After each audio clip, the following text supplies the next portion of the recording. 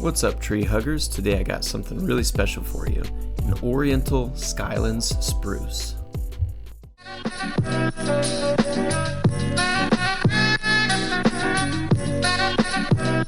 Like in a few of my other videos, I'm going to be using an above grade mounding technique because I do have that hard clay and it can get waterlogged. What I'm doing here is just using the pot as a template to remove that circle of sod in the area. Now, if you were one of those weird kids who liked peeling skin off of sunburns, you're going to love this step. This is also a good opportunity to pick out any grub worms that might munch on your roots. Don't waste them though. Both my chickens and Burke County residents consider them to be a delicacy.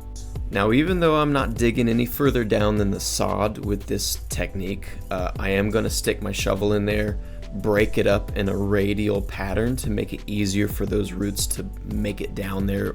Now that the soil's been loosened, I do pack it down to eliminate any air pockets that may be there. Now we're finally ready to get this lady off the pot. Even though this tree wasn't that root bound, this is still your only opportunity to loosen up those roots and give it a good start to life. Let it know it's ready to stretch its legs. As I'm doing this step, some of the original medium is coming out of the root ball. I'm going to be using that to mix in with some native soil that I got close by, and I'll also be mixing in some pine bark soil conditioner to the mix.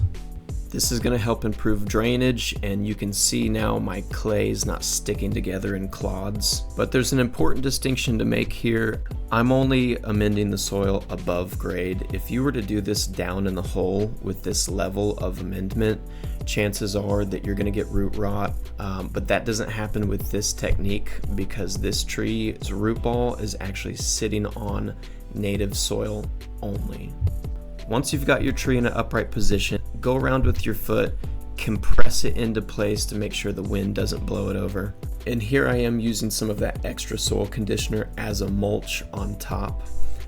After that, you're ready for the last step, which is just give it a nice drink of water. This is a great technique if you have heavy clay soils like me, but one drawback is that when it rains heavy, you'll notice that your mound starts to wash away a little bit. Just simply correct this by adding some more topsoil up until that first root flare, and it'll be just fine.